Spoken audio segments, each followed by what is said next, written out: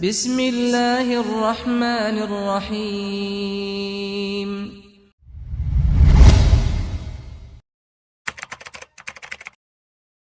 Bismillahirrahmanirrahim. Assalamualaikum warahmatullahi wabarakatuh. Alhamdulillah. Alhamdulillahi rabbil alamin.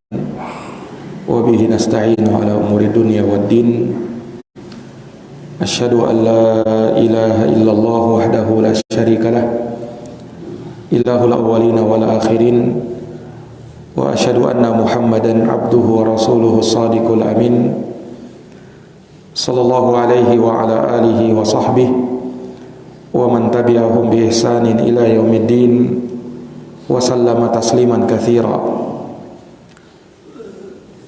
Allahumma faqihna fi dinik wa 'allimna ma yanfa'una warzuqna al-ikhlasa fil qawli wal 'amal. Allahumma inna nas'aluka ilman nafi'a wa rizqan thayyiba wa 'amalan mutaqabbala. Amma ba'd, ikhwani fid din, a'azzani Allah wa iyyakum. Alhamdulillah, pada subuh hari ini dengan taufik dari Allah kita dapat melanjutkan kembali pembahasan dari sirah nabawiyah, perjalanan hidup Nabi sallallahu alaihi wasallam bersama para sahabat, yang kita ambil dari kitab Mukhtasar Siratin Nabi sallallahu alaihi wasallam wa Sirati Ashabihil Asyarah, karya Al-Imam Abdul Ghani bin Abdul Wahid Al-Maqdisi rahimahullahu ta'ala.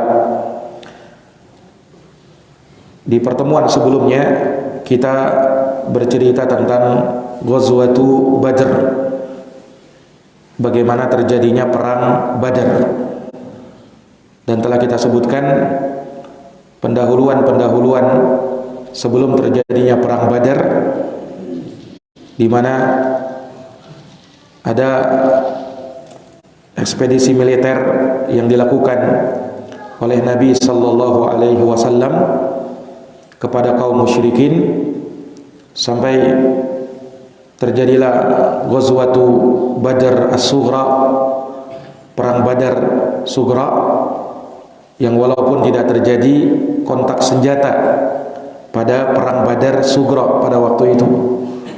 Nah, dan di saat kafilah dagang Abu Sufyan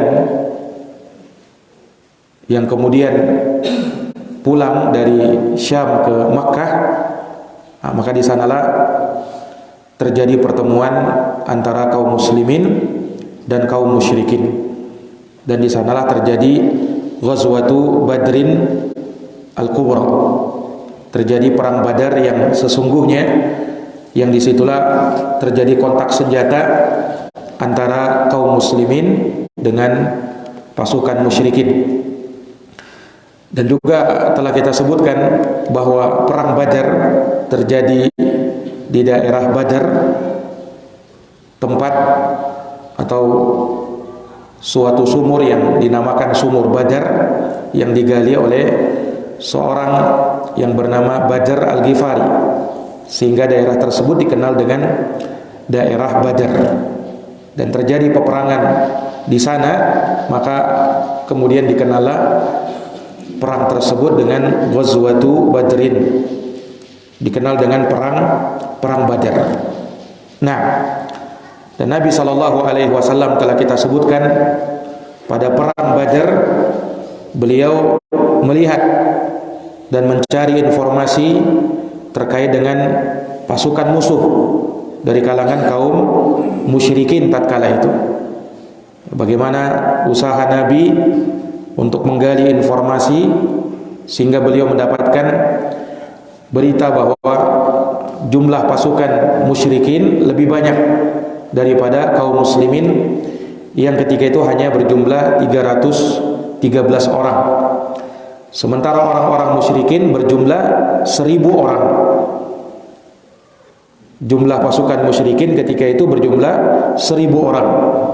Maka Nabi pun bermusyawarah dengan para sahabat, dan para sahabat siap membela Nabi sallallahu alaihi wasallam dan tidak meninggalkan beliau dalam kondisi apapun, sehingga mereka memberanikan diri untuk berperang walaupun dalam jumlah yang tidak imbang, tapi mereka mengharapkan pertolongan Allah Subhanahu wa taala.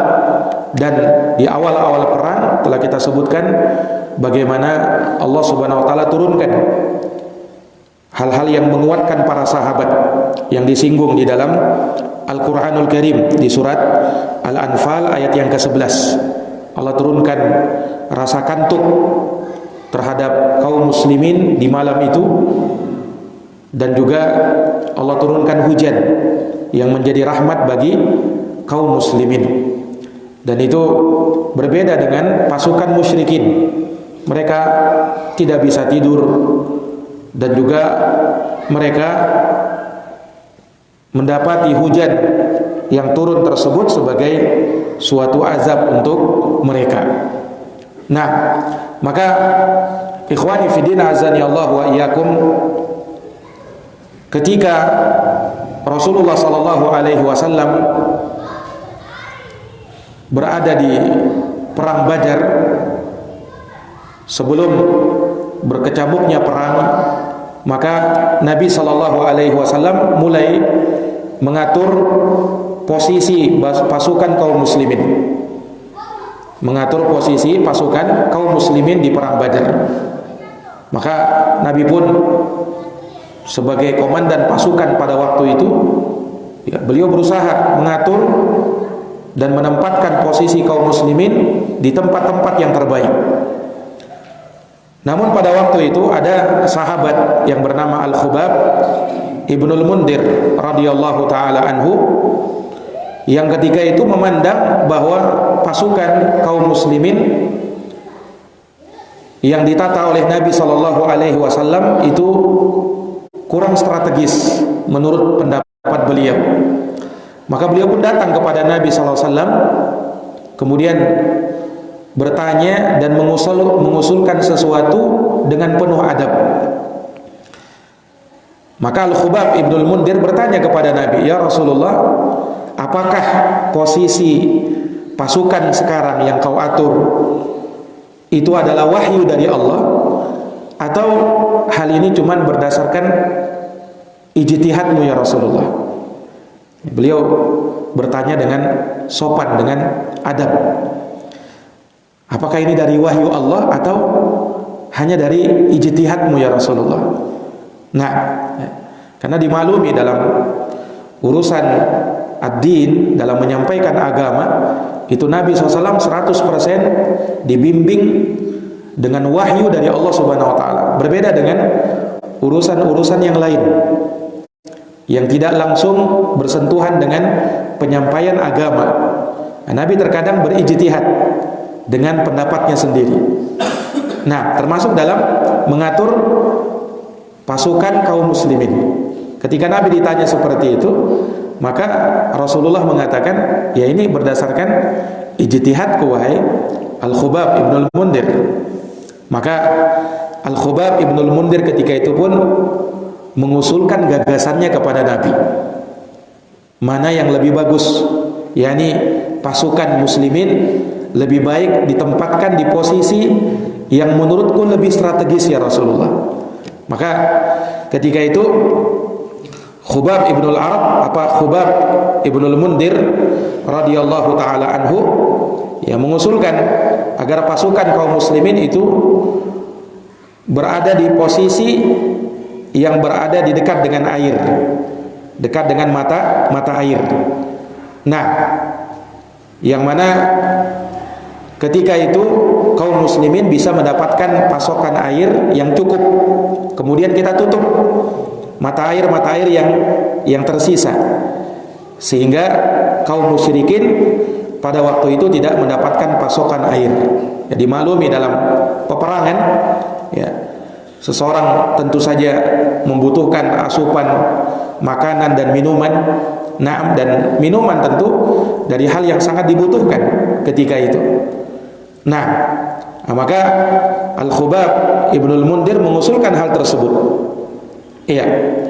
dan tentunya bertujuan agar suplai air untuk pasukan kaum muslimin itu cukup, ya, dan kita bisa menutup, ya, suplai air untuk barisan atau pasukan musyrikin. Nah, kemudian juga Al-Khubab Ibnul Mundir, ya, mengusulkan agar pasukan muslimin, ya, dirubah dengan usulan beliau tadi, kemudian agar pasukan kaum muslimin itu berada di posisi yang menguntungkan mereka, yaitu di posisi membelakangi matahari, sementara kaum musyrikin berada di posisi dan dipaksa untuk berada di posisi mereka membelakangi menghadap ke matahari. Dan ini tentunya posisi yang sangat menguntungkan kaum muslimin pada waktu itu. Dimaklumi orang ketika misalnya berada pada posisi seperti itu, maka ketika matahari dia menghadap ke matahari tentu sangat mengganggu, sangat menyilaukan, dan itu sangat merugikan mereka. Ya, jangankan dalam posisi berperang, seorang misalnya berolahraga saja, ketika matahari menghadap kepada dia itu sangat menyulitkan dia, apalagi di posisi perang. Maka diatur sedemikian rupa supaya pasukan muslimin itu berada di posisi membelakangi matahari, sementara barisan musyrikin itu dipaksa untuk menghadap ke matahari. Nah, maka ikhwani fiddin azani Allah wa iyyakum, setelah Al-Khubab Ibnul Mundir mengusulkan hal tersebut, ternyata Nabi SAW memuji Al-Khubab Ibnul Mundir dengan gagasannya tersebut, dengan usulannya tersebut. Nah, sehingga Nabi pun merubah posisi pasukan muslimin, sesuai dengan usulannya Al-Khubab Ibnul Mundir. Dan ini sekali lagi Nabi SAW menerima usulannya, ya, karena apa yang beliau memang sebelumnya atur itu berdasarkan ijtihad beliau. Dan Nabi SAW dalam urusan keduniaan itu tidak dibimbing dengan wahyu. Kalau dalam urusan dunia, berbeda kalau dalam urusan agama, beliau ma'sum, terjaga dari kesalahan. Kalau dalam urusan dunia, terkadang beliau berpendapat dengan pendapatnya sendiri. Sama seperti kisah sahabat Ansar yang ketika itu mereka biasa bercocok tanam dengan kurma, dan mereka tahu bahwa kurma itu mesti dikawinkan supaya mendapatkan hasil yang bagus dari hasil kurmanya. Jadi buah kurma itu, ya, menurut para petani kurma sampai sekarang itu dikawinkan supaya buahnya bagus. Nah, orang Ansor ketika itu melakukan hal tersebut, dilihat oleh Nabi. Kata Nabi, mengapa kalian lakukan seperti itu? Biarkan saja, kalau memang tumbuh nanti akan tumbuh juga, tidak usah dikawinkan. Nah, sahabat ketika itu, sahabat Ansar menyangka bahwa ini wahyu. Akhirnya mereka ikuti saran Nabi, kurmanya tidak dikawinkan. Ternyata gagal panen mereka, gagal panen. Maka mereka pun melapor kepada Nabi Sallallahu Alaihi Wasallam. Kemudian Nabi bersabda, antum a'lamukum bi umuri dunyakum. Ya, kalianlah yang lebih paham tentang urusan dunia kalian. Ya, kemarin itu aku hanya berpendapat saja. Nah, bukan wahyu dari Allah. Iya. Nah, sama dalam peristiwa ini, Nabi akhirnya mengikuti gagasannya siapa? Al-Khubab Ibnul Mundir. Nah, ini ikhwani fiddin a'azani Allahu wa iyyakum. Dan di sini kita bisa melihat, ya, bagaimana Nabi SAW dengan tawadhu'nya beliau, dengan rendah hatinya beliau, ya, menerima usulan sahabat Nabi SAW, ya, ketika itu. Nah, ini komandan pasukan menerima usulan dari orang yang di bawahnya.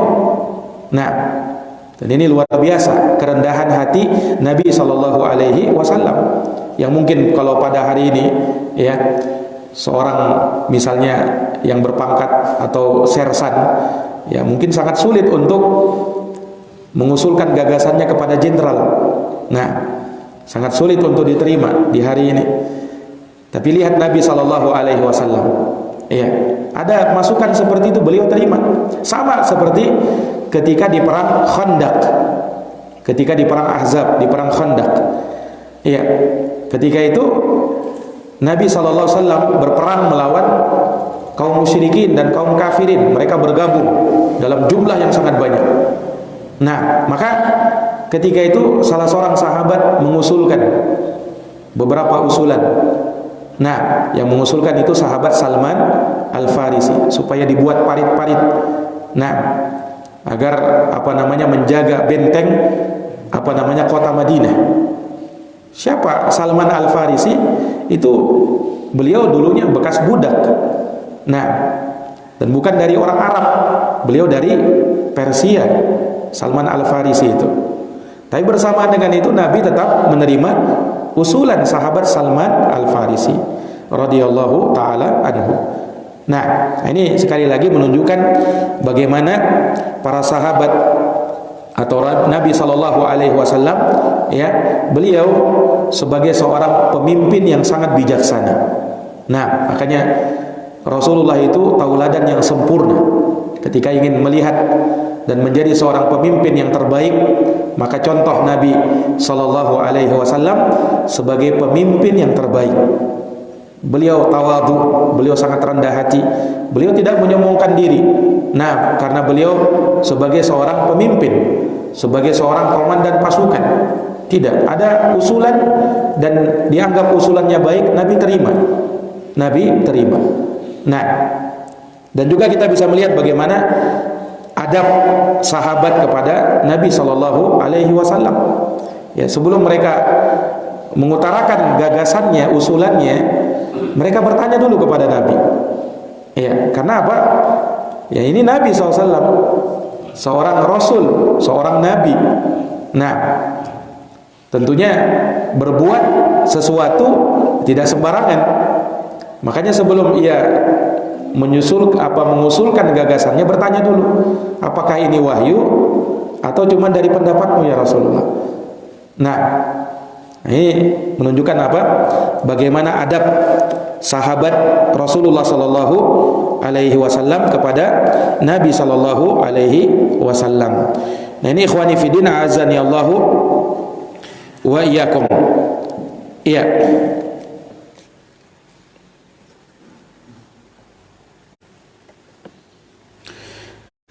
Kemudian ikhwani fillah, azani Allahu wa iyyakum. Ya, ketika pasukan kaum muslimin diatur sedemikian rupa, dan saat pasukan muslimin sudah mulai berhadap-hadapan dengan pasukan musyrikin, ya, dan sudah mulai ingin menyerang satu sama lain, terjadilah pertemuan itu, dan itu terjadi pada tanggal berapa kemarin? 17 Ramadan tahun 2 Hijriah. Ya, diingat itu ya, bahwa perang Badar terjadi apa? Pada tanggal 17 Ramadan di tahun kedua Hijriah. Nah, disitulah terjadi dan berkecamuknya perang pada waktu itu. Maka ikhwani fiddin azani Allah wa iyyakum, Nabi SAW berdoa kepada Allah Subhanahu wa taala agar membinasakan kaum musyrikin, dan Allah Subhanahu wa taala ijabahi doa beliau. Iya. Allah Subhanahu wa taala ijabahi doa beliau. Maka disebutkan bahwasanya kebiasaan dulu orang-orang ketika berperang, ya, mereka biasa sebelum berperang mereka utus, ya, dari pasukannya beberapa orang untuk menantang musuh, berduel, yakni satu lawan satu. Dan itu yang terjadi di perang Badar. Jadi di perang Badar, sebelum berkecamuknya perang, itu pasukan musyrikin memunculkan 3 jagoannya dari pasukannya. Nah, 3 orang ini 3 orang yang berkeluarga. Yang pertama bernama Utbah bin Rabi'ah, kemudian saudaranya Syaibah bin Rabi'ah, dan yang ketiga anaknya Utbah, yaitu Al-Walid ibnu Utbah. 3 orang ini diutus oleh pasukan musyrikin untuk menantang duel. Ini 1 lawan 1. Nah, dengan kaum muslimin, pasukan kaum muslimin pada waktu itu. Maka keluarlah dari pasukan kaum muslimin 3 orang Ansar, 3 orang sahabat Ansar. Tapi ketika 3 orang sahabat Ansar ini keluar, maka Utbah, Syaibah dan Al-Walid ibnu Utbah ketika itu enggan untuk menghadapi orang Ansar. Kata mereka, kami tidak ada urusan dengan kalian. Kami berurusan dengan orang-orang Quraisy yang tinggal di Makkah. Adapun dengan kalian kami tidak ada urusan. Ini pasukan musyrikin ketika itu, ya 3 orang ini enggan untuk berhadap-hadapan dengan orang Ansar. Akhirnya Nabi SAW pun mengeluarkan 3 dari pasukan kaum muslimin yang dari suku Quraisy, dari penduduk Makkah, dari sahabat Muhajirin. Nah, 3 orang yang diutus oleh Nabi SAW untuk menantang duel, ya, 3 orang musyrikin ini, yaitu pamannya Nabi sendiri yang bernama Hamzah bin Abdul Muttalib, kemudian sepupunya Nabi yaitu Ali bin Abi Thalib, dan yang ketiga adalah Ubaidah ibnul Harith. Ini 3 sahabat yang menantang duel 3 orang musyrikin tadi, Hamzah, Ali dan Ubaidah ibnul Harith. Nah, maka terjadilah duel antara mereka bertiga. Nah, ketika itu ikhwani fillah azani Allah wa iyyakum, Hamzah bin Abdul Muttalib itu berhadapan dengan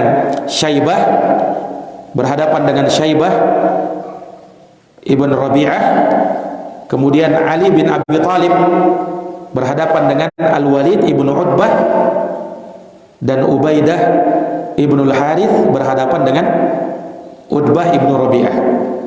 Nah, dan subhanallah ketika terjadi duel antara mereka bertiga, ketika itu Hamzah yang tidak lain merupakan Asadullah, singanya Allah Subhanahu wa taala, itu berhasil memenangkan pertarungan. Ini Hamzah menang telak oleh siapa? Syaibah ibnu Rabi'ah ini. Nah, terkapar Syaibah bin Rabi'ah. Demikian pula Ali bin Abi Thalib berhasil menang, ya, menjatuhkan Al-Walid ibnu Utbah. Akan tetapi Ubaidah ibnul Harith, beliau yang ketika itu terluka parah karena melawan Utbah ibnu Rabi'ah. Namun pada akhirnya ditolong oleh Hamzah bin Abdul Muttalib dan Ali bin Abi Thalib sehingga melumpuhkan Utbah ibnu Rabi'ah, dan dia pun mati terpapar. Sementara Ubaidah ibnul Harith dibawa ke belakang karena beliau tidak meninggal. Nah, beliau dibawa ke belakang, setelah itu diberikan pengobatan. Namun pada akhirnya sahabat Ubaidah ibnul Harith itu harus gugur di perang Badar, dan beliau salah satu yang syahid di perang Badar, sahabat yang bernama Ubaidah ibnul Harith radhiyallahu taala anhu. Nah, ikhwani fiddin, a'azani Allahu wa iyyakum. Nah, apa yang disebutkan terkait dengan duel atau 1 lawan 1, ya, antara kaum muslimin dengan kaum musyrikin, ini disinggung di dalam Al-Quran. Itu disinggung di dalam Al-Quran, di mana Allah Subhanahu wa taala berfirman dalam surat Al-Hajj ayat 19. Kata Allah, "Hadzani khasmani ikhtasamu fi rabbihim." Dan inilah ada 2 kelompok, 2 golongan yang saling bertengkar. Mereka bertengkar tentang Tuhan mereka. Disebutkan di dalam tafsir Ibnu Katsir, ya, bahwasanya telah valid dalam Sahih Bukhari dan Sahih Muslim, ya, bahwasanya Abu Dzar radhiyallahu anhu bercerita dan beliau bersumpah bahwa ayat tadi, surat Al-Hajj ayat 19 itu turun terkait dengan mubarazah, ya, 1 lawan 1 antara pasukan muslimin, Hamzah, Ali dengan Ubaidah melawan Utbah, Syaibah dengan Al-Walid ibnu Utbah. Ayat ini turun tentang mereka. Ya, disebutkan bahwasanya ayat itu nazalat fi Hamzah wa sahibaihi, turun kepada Hamzah bin Abdul Muttalib, pamannya Nabi, dengan dua kawannya, yaitu Ali dengan Ubaidah. Nah, kemudian wa Utbah wa sahibaihi, dan juga turun kepada Utbah ibnu Rabi'ah dan dua kawannya, yaitu Syaibah bin Rabi'ah dan Al-Walid ibnu Utbah. Nah, dan itu terjadi yauma baradu fi Badrin, hari ketika mereka melakukan mubarazah di perang Badar. Di perang Badar. Jadi Allah Subhanahu wa taala abadikan hal tersebut di dalam Al-Qur'an. Nah, ini ikhwani fillah, dan ini istilahnya muqaddimah sebelum terjadinya perang Badar. Ada mubarazah dulu. Diistilahkan dengan mubarazah, duel satu lawan satu. Nah, dan waktu itu dimenangkan oleh pasukan muslimin. Taib. Maka setelah itu barulah terjadi peperangan. Dan tentunya ikhwani fillah azani Allah wa iyyakum, disebutkan oleh para ulama adanya mubarazah seperti itu dalam rangka untuk apa? Unjuk kekuatan dulu. Ya, mengapa Anda langsung berkecamuk misalnya perang? Kenapa mesti ada duel satu lawan satu? Ya, karena itu mereka menjadi kebiasaan mereka dulu, ya, menjadi kebiasaan karena mereka pakai pedang, pakai tombak, ya kan, sehingga bisa duel satu lawan satu. Nah, beda kalau di zaman sekarang orang perang pakai senjata api. Nah, kalau di zaman dulu kan orang pakai pedang, pakai tombak, pakai panah, busur dan seterusnya. Ya, maka mereka lakukan itu untuk ajang unjuk kekuatan, dan juga untuk memberi semangat kepada pasukan mereka. Terlebih ketika apa? Pasukannya menang, ya kan? Dalam duel satu lawan satu itu. Nah, itu untuk memberi semangat kepada ya pasukannya. Dan di sini kaum muslimin betul-betul tersemangati dengan apa? Gagah beraninya tiga orang sahabat tadi, Hamzah, Ali dan Ubaidah, melawan tiga orang musyrikin tersebut. Nah, dan berhasil memperoleh kemenangan. Dan ini memberikan semangat yang baru untuk mereka. Berbeda dengan kaum musyrikin yang memang kalah di mubarazah tadi. Nah, maka ikhwani fillah azani Allah wa iyyakum, terjadilah ya perang Badar, dan telah berkecamuk perang Badar pada waktu itu. Di antara kisah-kisah yang bisa kita ambil di perang Badar, di saat berkecamuknya perang, ada salah seorang sahabat Nabi yang bernama Umair ibnu Humam al-Ansari radhiyallahu taala anhu. Ketika itu Nabi SAW terus memberikan motivasi kepada kaum muslimin, memberikan semangat kepada pasukan muslimin. Ya, bangkitlah kalian. Nah, kata Nabi, menuju surga yang luasnya seluas langit dan bumi.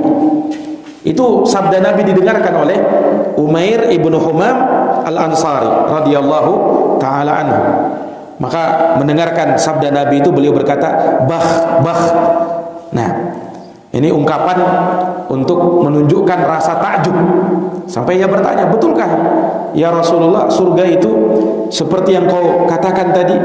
Kata Rasulullah, benar wahai sahabatku Umair. Ketika itu sahabat Umair sedang makan kurma.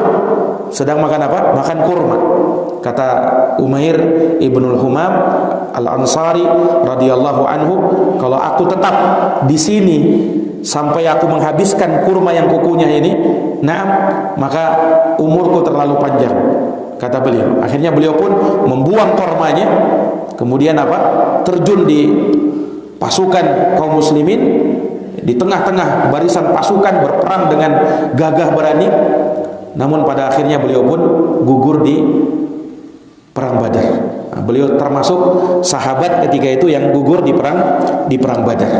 Nah, dan beliau menginginkan dari Allah Subhanahu wa taala surga seperti yang telah dijanjikan oleh Nabi sallallahu alaihi wasallam.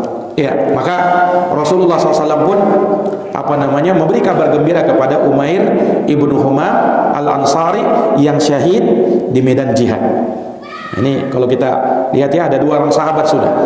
Nah, itu Ubaidah ibnu Haris yang gugur, kemudian sahabat Umair ibnu Humam al-Ansari juga gugur di medan di medan perang Badar. Dan secara umum sahabat yang meninggal di perang Badar itu ada 14 orang. 14 orang ini 8 dari Ansar, dari sahabat Ansar, 6 dari sahabat Muhajirin. 6 dari sahabat Muhajirin. Itu kaum muslimin yang gugur di perang Badar. Berbeda dengan orang-orang musyrikin, mereka lebih banyak, ada sekitar 70 orang yang mati di perang Badar dari pasukan musyrikin.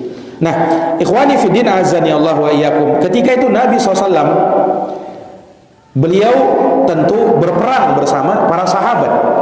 Iya. Namun beliau sesekali terkadang mundur ke belakang untuk mengamati pasukan muslimin dan mengamati jalannya pertempuran. Dan ini dibutuhkan oleh Nabi untuk melihat mana hal-hal yang bagus dalam posisi perang pada waktu itu supaya banyak menguntungkan kaum muslimin dan memenangkan kaum muslimin. Dan di sini sekali lagi ya, kita mendapati pelajaran bahwa yang namanya perang itu ada strategi. Ya, bukan hanya sekedar angkat senjata kemudian berperang maju, ya, tidak masalah mati saja. Nah, bukan seperti itu yang namanya jihad. Jihadnya Nabi kalau kita lihat di dalam sejarah itu penuh strategi, penuh dengan siasat. Makanya ada siasat namanya. Nah, tidak langsung ambil angkat senjata kemudian berperang saja, lawan saja. Ya, insya Allah akan dapat kemenangan. Ya, tidak seperti itu. Rasulullah SAW tentu orang yang paling utama untuk diberikan pertolongan oleh Allah, tapi Nabi tidak serahkan itu tawakal aja sama Allah, maju saja, berperang saja. Tidak seperti itu. Nabi terus mengamati dan bagaimana dengan usaha beliau ya untuk bisa memenangkan peperangan.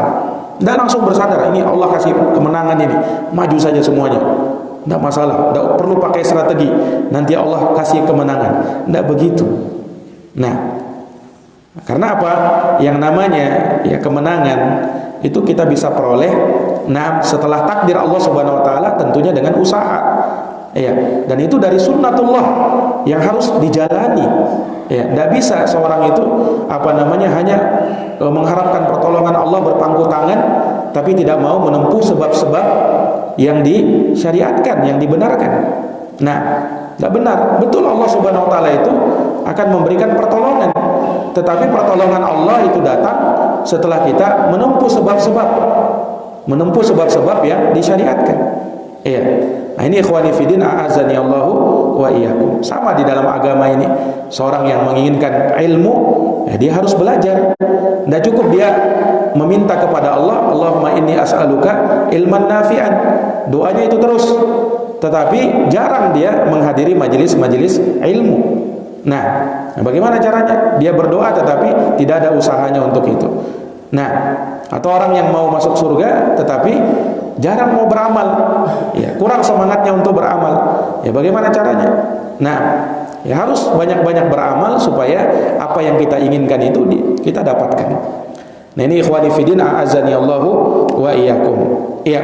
Kemudian ikhwani fiddin a'azani Allahu wa iyyakum. Ya. Nabi SAW ya ditempatkan di posisi ada semacam singgasana untuk Nabi SAW, tetapi beliau ya sering berada di barisan muslimin. Bahkan disebutkan dari sahabat Ali bin Abi Thalib, Nabi itu di perang Badar itu justru berada di barisan paling depan. Sampai Ali mengatakan posisinya Nabi SAW itu sangat dekat dengan musuh. Ya, dan kami para sahabat itu berlindung di belakangnya Nabi. Ya, lihat, itu Nabi SAW. Jadi beliau bukan berada di belakang pasukan kemudian terus mengamati tanpa mau terjun di dalam. Justru Nabi di depan pasukan. Subhanallah. Nah, ini contoh dari Nabi SAW. Dan ketika itu tentu membuat para sahabat bersemangat. Nah, ini Nabi saja itu berada di hadapan kita. Nah, Nabi saja berada di depan kita. Ya. Nah, itu memberikan motivasi. Dan demikianlah seorang pemimpin pasukan. Nah, ketika dia memimpin pasukan, ya dia berusaha untuk memperlihatkan dan mencontohkan ya, apa yang dia katakannya, apa yang dikatakan tidak hanya sekedar kata-kata, tetapi terwujud, teraplikasi dalam amalan dia, perbuatan dia. Dan itu yang terlihat pada diri Nabi Shallallahu Alaihi Wasallam dengan gagah beraninya beliau tanpa ada rasa takut. Ya, berada di tengah-tengah pasukan, bahkan berada di depan. Ya, dan beliau Shallallahu Alaihi Wasallam paling dekat dengan musuh posisinya pada waktu itu. Nah, beliau paling dekat dengan musuh pada waktu itu. Nah, ini ikhwani fillah azani Allah wa iyyakum. Maka di sini kita dapatkan pelajaran seorang pemimpin itu dia butuh apa? Memperlihatkan, mencontohkan kepada rakyatnya contoh-contoh yang baik. Ya, supaya apa? Supaya dia dipuji oleh rakyatnya, supaya dia dipuji oleh orang-orang yang dia pimpin. Nah, berbeda kalau pemimpin hanya sekedar manis kata-katanya, bagus lisannya, tetapi jarang mencontohkan. Ya, terkadang rakyat bisa suudzon sama dia, rakyat bisa berburuk sangka sama dia. Tapi kalau dia betul-betul mencontohkan, memperlihatkan seperti ini, ya, maka itu dari perkara yang bisa mendatangkan keberkahan. Iya. Dan orang yang pemimpin misalnya yang memperlihatkan hal tersebut, jangan dikatakan kemudian hari ini pencitraan, ini. Kadang sebagian orang kan begitu. Ketika presiden kita misalnya terlihat melakukan ini dan itu di kamera, kemudian dikatakan pencitraan lah. Ya memang presiden kita butuh memperlihatkan itu. Iya, untuk apa? Ya supaya dilihat oleh rakyatnya dan itu menjadi motivasi bagi rakyatnya. Kalau mereka tidak tahu, ya, mereka akan berburuk sangka, ini presiden kita cuman begini. Hanya subhanallah, terkadang presiden kita itu serba salah. Nah, tidak melakukan disangka dengan sangkaan yang buruk, ketika melakukan disangka pencitraan. Nah, inilah sebagian orang terkadang tidak bisa berlaku insaf dan adil di dalam menilai pemimpinnya, di dalam menilai presidennya. Nah, ya sementara Ahlus Sunnah wal Jamaah tidak seperti itu. Ya, mereka melihat kebaikan-kebaikan penguasanya, adapun kekurangan-kekurangannya mereka doakan dengan doa supaya mereka dibetulkan oleh Allah, supaya diperbaiki urusan mereka. Itulah Ahlus Sunnah wal Jamaah, tidak seperti Ahlul Bid'ah yang suka mencerca penguasanya. Kalau melihat ada kelompok atau orang-orang yang sering mencerca penguasa, maka itu dari kalangan Ahlul Bid'ah, yang mereka tersesat dari jalan Allah Subhanahu wa taala dan Rasulnya. Iya, ikhwani fi din azani Allah wa iyyakum. Iya, maka Nabi SAW terus mengamati juga bagaimana berjalannya pertempuran di perang Badar. Dan Nabi melihat pada waktu itu, dan Nabi menginginkan agar kaum muslimin dimenangkan oleh Allah, sampai Nabi beristighatsah kepada Allah Subhanahu wa taala. Nabi berdoa, Allahumma anjizli ma wa'adtani, Allahumma ati ma wa'adtani. Ya Allah, ya, berikanlah kepadaku, ya, tunaikanlah janjimu kepadaku ya Allah. Ya Allah, datangkanlah apa yang telah kau janjikan kepadaku ya Allah. Nabi berdoa dan betul-betul Nabi angkat tangannya ketika itu. Dan salah satu doa yang diucapkan oleh Nabi yang sangat masyhur, ya, Nabi berdoa, Allahumma in tuhlik hadhil isabah min ahli Islam la tu'bad fil ardh. Ya Allah, jikalau engkau binasakan pasukan muslimin pada hari ini, maka engkau ya Allah tidak akan disembah di muka bumi. Tidak akan lagi disembah di muka bumi ya Allah. Itu diantara doa yang diucapkan oleh Nabi Sallallahu Alaihi Wasallam. Ini doanya Nabi di perang Badar. Doa Nabi di perang Badar, melawan pasukan musyrikin. Jangan disalahgunakan doa ini. Ada sebagian orang mengucapkan doa ini justru untuk melawan pemerintah kaum muslimin. Berdoa dengan seperti itu. Nah, ini menyalahgunakan doanya Rasulullah Sallallahu Alaihi Wasallam. Iya. Maka ikhwani fiddin azani Allah wa yakum, Nabi terus berdoa sampai rida beliau jatuh, selendang beliau jatuh dan diambilkan oleh Abu Bakar. Kemudian Abu Bakar mengatakan, cukup ya Rasulullah, Allah Subhanahu wa taala akan mengabulkan doamu. Ya, dan Allah pun betul-betul mengabulkan doa dan permohonan beliau. Nah, ya, tentunya pasukan muslimin yang jumlahnya cuma 300 sekian orang melawan 1000 orang, itu kan 1:3, bahkan lebih. Nah, bagaimana bisa Allah memberikan kemenangan? Allah berikan kemenangan kepada kaum muslimin. Kenapa? Karena Allah utus pasukan dari kalangan malaikat. Inilah yang menjadi kekuatan besar kaum muslimin. Ya, bayangkan malaikat diutus dan tidak tanggung-tanggung. Yang diutus malaikat yang jumlahnya 1000 malaikat. Allah sebutkan di dalam Quran. Nah, dalam surat Al-Anfal ayat 9. Allah berfirman, "Ittastaghithuna rabbakum fastajaba lakum." Ingatlah tatkala kamu beristighatsah, yaitu Nabi SAW beristighatsah. Istighatsah itu minta bantuan di saat gawat, minta pertolongan di saat genting. Itu namanya apa? Istighatsah. Kalau sekedar minta pertolongan namanya isti'anah. Kalau minta perlindungan namanya isti'adzah. Kalau minta pertolongan di saat genting namanya apa? Istighatsah. Itu istilah ya, istighatsah. Nabi beristighatsah dan Allah sebutkan ittastaghithuna rabbakum. Ingatlah tatkala kalian beristighatsah, tatkala kamu wahai Muhammad beristighatsah kepada Rabbmu, fastajaba lakum. Kemudian Allah kabulkan permintaan, anni mumiddukum bi alfin minal malaikati murdifin.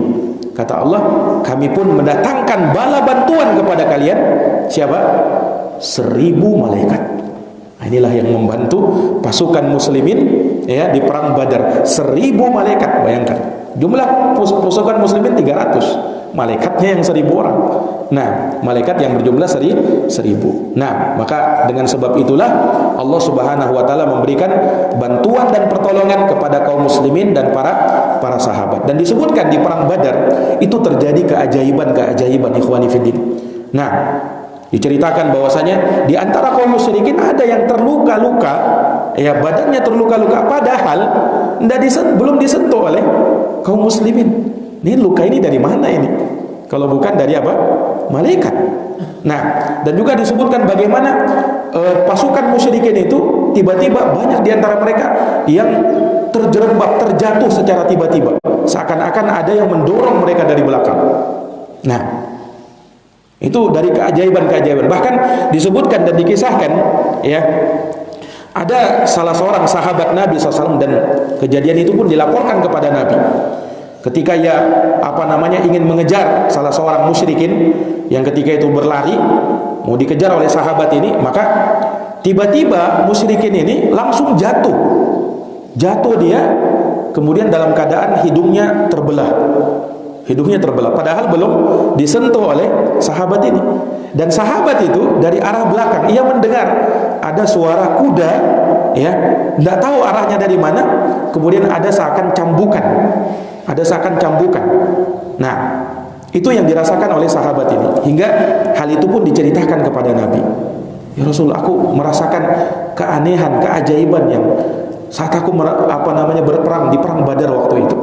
Diceritakan oleh sahabat ini, dan Nabi pun membenarkan hal tersebut. Itulah malaikat Allah yang diutus ya oleh Allah Subhanahu wa taala untuk membinasakan pasukan musyrikin pada waktu itu. Nah, ini ikhwani fiddin, a'azani Allahu wa iyyakum. Nah, mungkin ada yang bertanya ya, ini malaikat yang diutus berapa orang? Berapa malaikat? 1000. Tentu kan kekuatan malaikat itu kan luar biasa kan. Nah, kemudian seakan-akan di situ malaikat berperang. Iya. Nah, ini kan mungkin menimbulkan pertanyaan dari kita loh. Kok malaikat begitu? Maksudnya kenapa tidak diutus Jibril saja? Jibril itu kan sayapnya berapa itu? Jibril sekali kibas saja habis mereka orang musyrikin itu. Kenapa tidak diutus Jibril? Kenapa malaikat yang lain? Tentu Jibril malaikat yang termulia kan? Malaikat yang termulia. Kalau malaikat yang lain itu di bawah Jibril kedudukannya. Sayapnya ada yang 2, ada yang 3, ada yang 4, disebut di dalam Al-Quran. Uli ajnihatin mathna wa thulatha wa ruba. Malaikat yang bersayap 2, pasangannya 2 sayapnya, ada yang 3, ada yang 4. Kalau Jibril, berapa sayapnya Jibril? Sittu mi'ati janah, 600 sayap. Yang satu sayapnya saja sudah menutupi ufuk. Nah, kalau Jibril yang turun tangan, habis musyrikin. Sendiri aja Jibril. Nah, mungkin ada yang bertanya, kenapa tidak diutus Jibril alaihissalam? Nah, disebutkan oleh para ulama ikhwani fiddin bahwasanya ya demikianlah Allah Subhanahu wa taala tidak mengutus Jibril. Kenapa? Ada hikmahnya. Karena Allah Subhanahu wa taala menginginkan di perang Badar itu ada kaum muslimin yang mendapatkan syahadah, yang mendapatkan mati syahid. Makanya tidak diutus Jibril. Nah, dan supaya kaum muslimin merasakan berjalannya perang itu seperti ini. Ya, berbeda kan langsung kalau misalnya tidak perlu perang langsung dikibas sama malaikat Jibril, kan tidak ada akhirnya peperangannya kan, tidak seru ceritanya ya. Dan juga tidak terasa perang itu, tidak terasa di dalam diri para sahabat. Dan itu kan ketika terjadi perang berhadapan itu kan memunculkan keimanan tersendiri dalam diri mereka. Nah, berbeda kalau misalnya tidak usah perang, malaikat aja suruh. Nah, ya kan? Berbeda posisinya pada waktu itu. Maka itulah diantara hikmah mengapa yang justru diutus oleh Allah malaikat-malaikat yang juga berkendaraan, malaikat-malaikat yang juga memakai kendaraan, dia berperang juga. Nah, namun tidak sekuat malaikat Jibril. Ada hikmah di balik itu.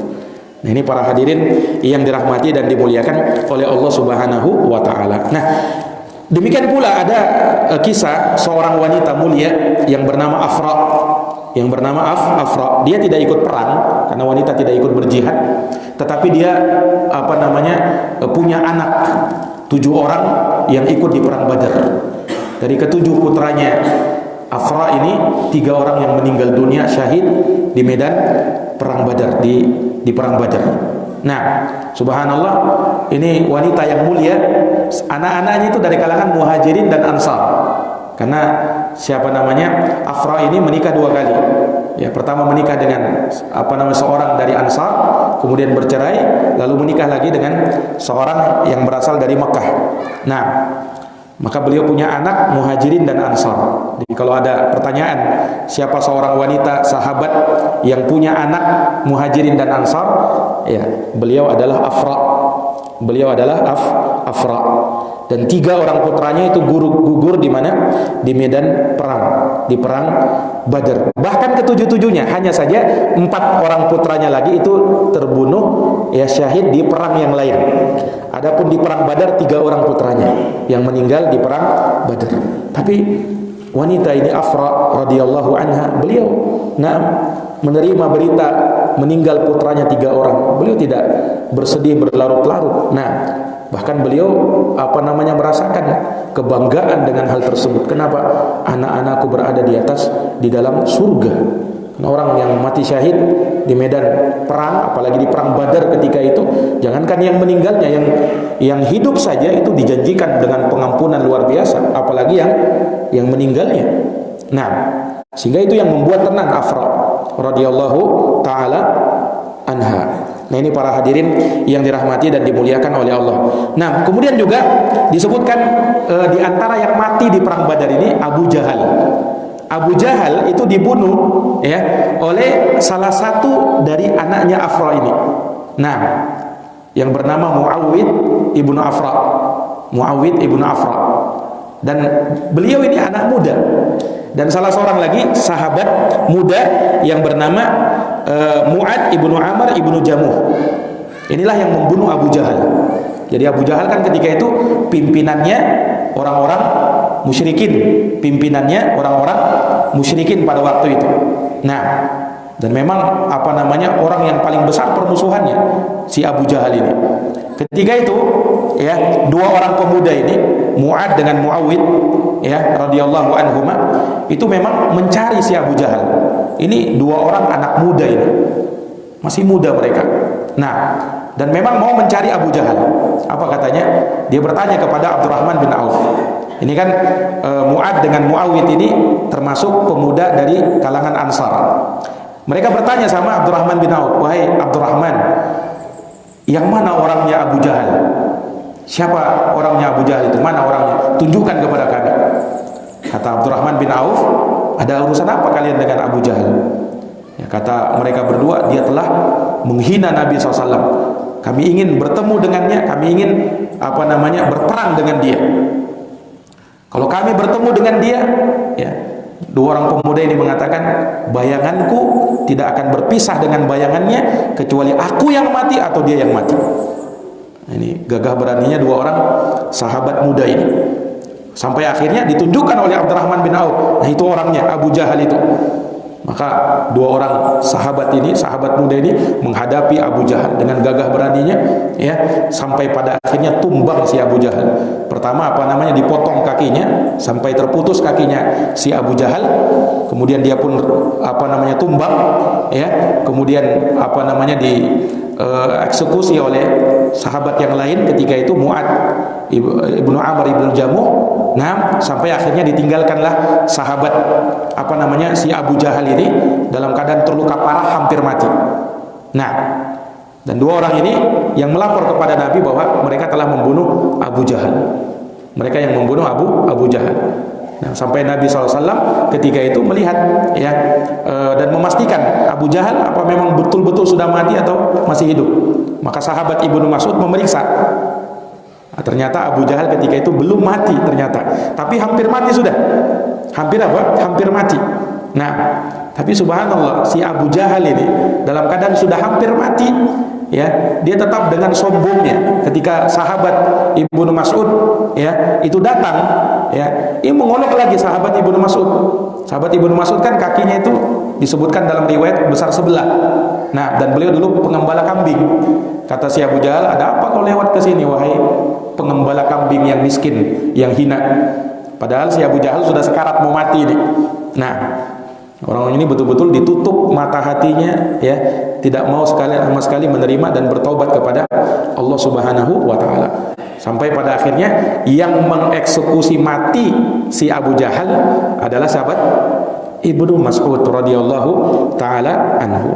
Nah, ini para hadirin yang dirahmati oleh Allah. Maka ketika itu Nabi melapor kepada sahabat Ibnu Mas'ud melapor kepada Rasulullah SAW bahwa si Abu Jahal betul-betul telah mati. Maka Nabi datangi, ya, Abu Jahal, dan Nabi berucap, Alhamdulillahilladzi shadaqa wa'dah wa nasara 'abdah.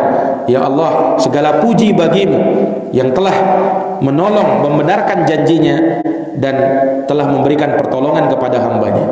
Kemudian Nabi bersabda, ya, menunjuk kepada si Abu Jahal, hada fir'aunu hadhil ummah.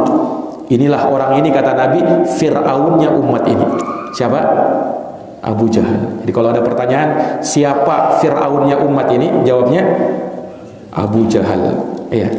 Karena memang dia sangat besar permusuhannya kepada Nabi, sebagaimana Firaun sangat besar dan paling besar permusuhannya kepada Nabi Musa alaihissalam. Maka Nabi pun mengatakan si Abu Jahal ini Firaunnya umat ini, dan dia sudah tewas di perang Badar. Nah, ini ikhwani fillah azani Allah wa iyyakum. Dan juga dikisahkan tentang bagaimana Nabi sallallahu alaihi wasallam si Umayyah ibnu Khalaf yang juga pentolannya musyrikin, mati juga di perang Badar itu, dibunuh oleh sahabat Bilal bin Rabah beserta sebagian Ansor. Nah, uniknya ini Umayyah bin Khalaf ini sebenarnya dia tidak mau terjun di perang Badar. Karena apa? Rasulullah telah menjanjikan kepada Umayyah bin Khalaf bahwa dia akan mati di perang, di suatu peperangan. Nah, itu menjadi hal yang sangat menakutkan bagi Umayyah bin Khalaf, sehingga dia tidak mau ikut perang Badar. Tapi Abu Jahal lah yang mengkompori si Umayyah bin Khalaf ini supaya ikut perang. Nah, tidak usah khawatirkan itu. Nah, kau ikut saja perang bersama kami. Jumlah kita besar, banyak jumlah kita, tidak mungkin kalah dengan pasukan muslimin. Akhirnya karena dikompori oleh Abu Jahal, Umayyah bin Khalaf pun ikut di perang Badar. Memang sudah ditunggu-tunggu sama siapa? Bilal bin Rabah, yang dulu menjadi budaknya kan, yang pernah menyiksa Bilal bin Rabah itu, ya ini si Umayyah bin Khalaf ini. Nah, maka diincar memang sama Bilal bin Rabah ketika itu. Nah, ketika itu Umayyah bin Khalaf itu mendapatkan perlindungan dari Abdurrahman bin Auf. Sahabat Abdurrahman bin Auf itu melindungi Umayyah. Kenapa kok dilindungi oleh Abdurrahman bin Auf? Disebutkan dalam kisah bahwasanya mereka sempat mengadakan perjanjian sebelumnya, sudah lama, bahwasanya sahabat Abdurrahman bin Auf berjanji dengan Umayyah, begitu pula Umayyah berjanji dengan Abdurrahman. Untuk apa? Menjaga mereka. Sebagai jaminannya, Umayyah bin Khalaf menjaga keluarganya Abdurrahman bin Auf yang ada di Makkah. Kan Abdurrahman bin Auf kan hijrah, keluarganya masih ada tinggal di Makkah. Abdurrahman bin Auf hijrah ke Madinah. Maka tidak ada yang bisa memberikan perlindungan. Akhirnya dia minta kepada Umayyah supaya melindungi keluarganya. Sebagai imbalannya, Abdurrahman bin Auf juga harus melindungi Umayyah bin Khalaf. Sepakatlah mereka waktu itu. Dan waktu itu memang belum turun larangan untuk hal tersebut. Nabi belum melarang memang. Makanya Abdurrahman bin Auf pun melakukan hal tersebut. Ya sebagai ada keuntungan juga bagi dia kan. Keluarganya dapat jaminan. Makanya pas di perang Badar, Umayyah bin Khalaf ini berusaha dilindungi oleh Abdurrahman bin Auf. Abdurrahman bin Auf menunaikan janjinya, walaupun ini musyrikin dan walaupun beliau sangat benci dengan Umayyah bin Khalaf, tapi janji tetap janji. Janji tetap janji. Namun ketika itu Bilal bin Rabah tidak meninggalkan kesempatan itu. Sekalipun Abdurrahman bin Auf berusaha melindungi, tetapi sahabat Bilal bin Rabah tetap menerjang Umayyah bin Khalaf, dibantu oleh sahabat Ansor yang lainnya. Akhirnya tumbanglah siapa? Si Umayyah bin Khalaf ini di tangan Bilal bin Rabah. Mati si Umayyah bin Khalaf pada waktu itu. Ini ikhwani fillah azani Allahu wa iyyakum. Dan ini riwayat-riwayat yang insya Allah sahih di perang Badar, berkecamuknya perang pada waktu itu, dan pada akhir peperangan ikhwani fillah di perang Badar kaum musliminnya yang memperoleh kemenangan. Walaupun demikian tetap ada yang terbunuh dari pasukan kaum muslimin. Ada sekitar berapa tadi? 14 orang. 14 orang yang terbunuh. 8 dari muhajirin, 8 dari ansor dan 6 dari muhajirin. Sementara pasukan musyrikin yang terbunuh berapa? 70 orang. 70 orang yang terbunuh. Jadi tidak semua mereka terbunuh, tidak, ada yang selamat juga. Termasuk Abu Sufyan selamat pada waktu itu. Nah, kemudian juga dari 70 yang terbunuh ini 70 orang, kebanyakan dari mereka pentolan-pentolan musyrikin, termasuk Abu Jahal, Umayyah bin Khalaf ini yang terbunuh. Nah, ketika itu sehingga mereka betul-betul di perang Badar mengalami kekalahan yang sangat-sangat parah ketika itu. Nah, sekalipun tidak semua terbunuh, tapi 70 ini orang-orang besarnya musyrikin. Nah, pada waktu itu sehingga mereka betul-betul terpukul dengan terbunuhnya 70 orang tadi. Ditambah lagi 70 orang dari mereka harus ditawan. 70 orang mereka harus ditawan. Jadi 70 terbunuh, 70 ditawan. 70 ditawan. Nah, maka betul-betul mereka mengalami kekalahan yang sangat pada waktu itu. Nah, makanya mereka mau menuntut balas mereka. Maka di perang selanjutnya insya Allah akan kita ceritakan, mereka menuntut balas di perang di perang Uhud. Nah, inilah terjadi pembalasan mereka, istilahnya balas dendam terhadap kekalahan mereka di perang Badar. Nah, bagaimana kisah terjadinya perang Uhud di masa itu, insyaallah taala akan kita kisahkan di pertemuan selanjutnya biidznillah taala. Wallahu taala a'lamu bissawab. Demikian ikhwani fiddin terkait dengan perang Badar. Tentunya kita ceritakan secara singkat ya. Kalau kita mau ceritakan lebih panjang tentunya tidak akan cukup waktu kita, dan mungkin harus pertemuan beberapa kali. Ini kisah-kisah singkat dan kita sedikit membawakan riwayat-riwayat juga, tidak semuanya, tetapi insya Allah poin-poin pentingnya kita sudah dapat di perang Badar. Nah, ini ikhwani fiddin kisah-kisah seperti ini terkadang perlu kita kisahkan kepada anak-anak kita kaum muslimin, supaya mereka dengar kisah nyata yang sesungguhnya, bagaimana keberanian para sahabat ketika berperang di perang Badar. Ingat kisah ini baik-baik. Naam, dan kita bisa kisahkan secara global kepada kaum muslimin, anak-anak kaum muslimin. Nah, demikian kita tutup dengan doa kafaratul majlis. Subhanakallahumma wa bihamdika asyhadu an la ilaha illa anta astaghfiruka wa atubu ilaik. Wassalamualaikum warahmatullahi wabarakatuh.